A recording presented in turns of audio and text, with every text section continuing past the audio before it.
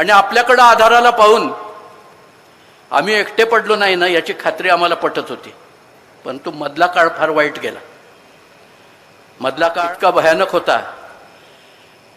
ना निष्ठा राहिली, ना प्रेम राहिलं, ना कुटुंब राहिलं, न ध्येय राहिलं, ना धोरण राहिलं. कुटुंब चोरीला गेली, कुटुंब फोडली गेली, कुटुंब तोडली गेली. आमची तर वंशावळच चोरीला गेली. राव रंबा नाईक निंबाळकर हा फलटणच्या राजाचा मुलगा होता, जो करमाळा आणि माढ्यामध्ये सत्ताधीश होता. जळगावपर्यंत नाईक निंबाळकर होते. पुढे छत्रपतींचा भाग होता, त्या ठिकाणी हंबीरराव मोहित्यांचं घराणं होतं आणि माने देशमुखांचं घराणं होतं.